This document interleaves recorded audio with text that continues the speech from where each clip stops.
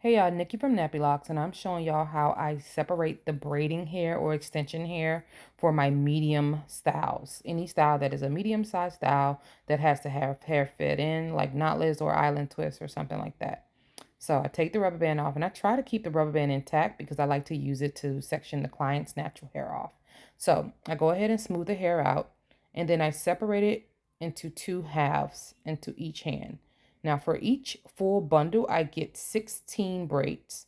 So now the hair is separated into two halves. We're going to work on the first 8 braids by separating that bundle into two halves. We're going to put that to the side.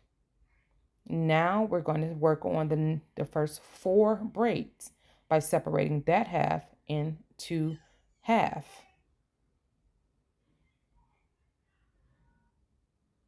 And now we're working on our last 2 braids before we put it on the rack. And we're going to separate that into half. You're going to do this by feeling and looking and touching the hair to see if they're about the same thickness and weight and all that. So this is the size of what one medium braid should look like. This is how thick it should be. This is how it looks. Now I'm going to separate this into 4 pieces because that is how I feed in the hair for my clients.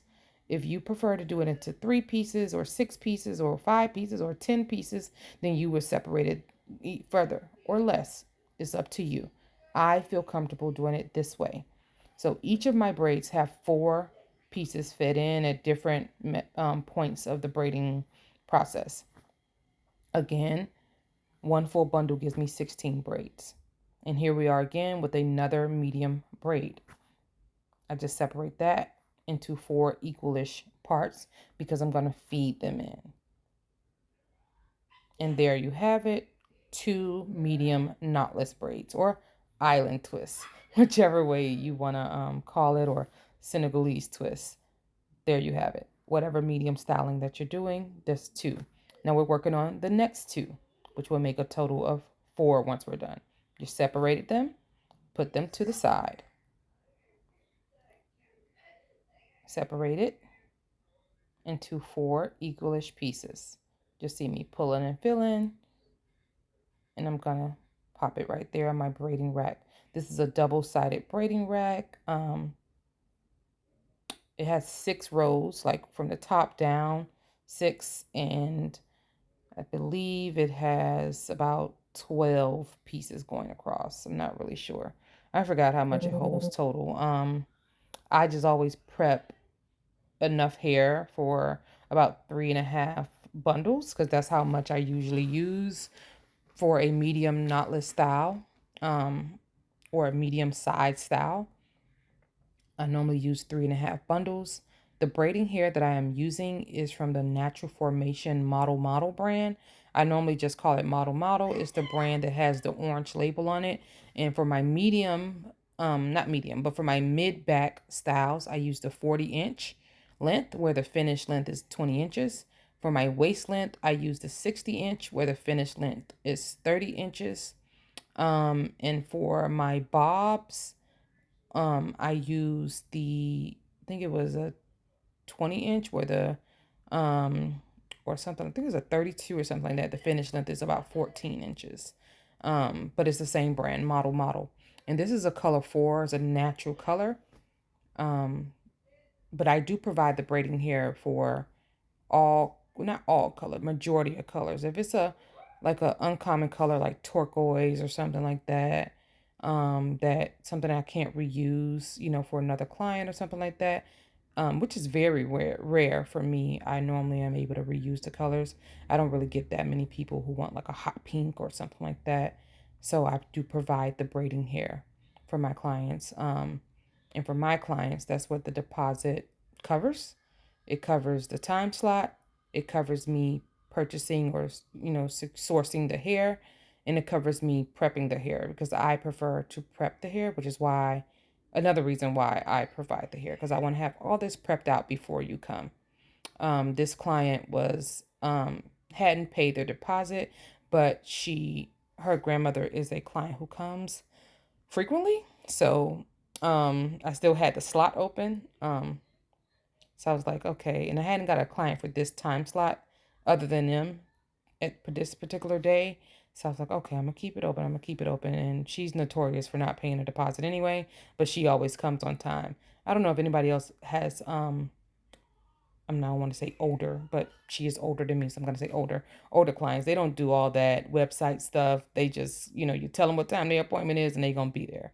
So, even though this appointment was for her granddaughter, I think she just did the same thing. Like, hey, we'll be there, and I just knew she'll be there. Got a knock on my door 10 minutes before the appointment time, and she was there. So that's why I had only prepped about 2 bundles, just in case. But she's never flaked on me, so yeah. But here we are working on the other half, and I was just again trying to fill space. I'm leaving this at real time, and so you guys can really see what I'm doing. I think that may have been an issue with my other videos because I have other videos of me separating the hair again.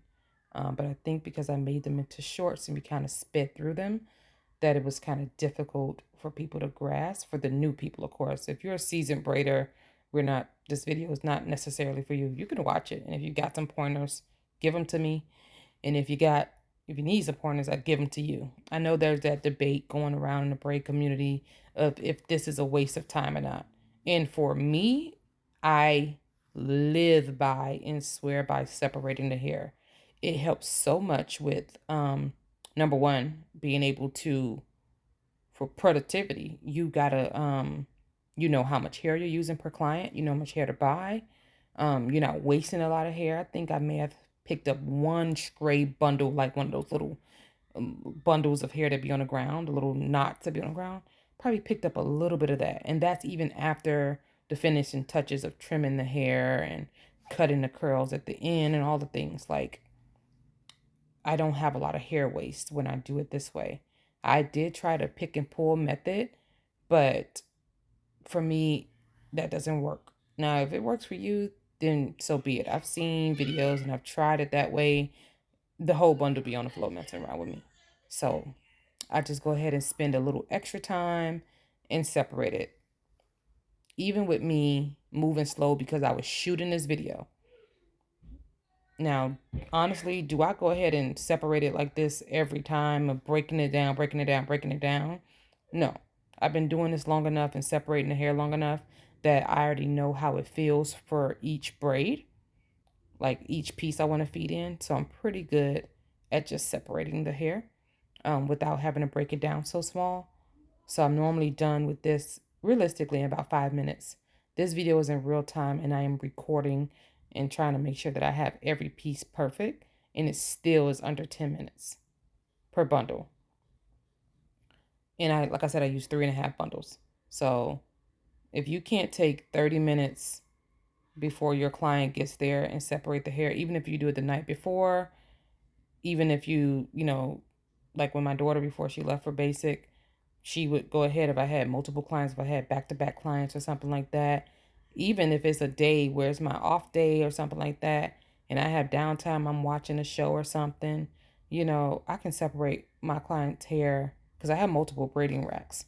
I can separate all my clients' hair for the week and have it separated out because 9 times out of 10, all my clients have paid their deposit, their hair is already sourced, and everything's good to go. This one bundle, also one pack of hair for me, is about $7.42. That's with taxes. I do get a military discount at my hair store, and my hair store also allows me to get store credit if I have the receipt and the product is unopened, and I can just go buy a different thing. But yeah, so this takes me roughly 5 minutes per bundle to separate, so I swear by it. Let me know in the comments if this is something you would do and if you learned something from this video.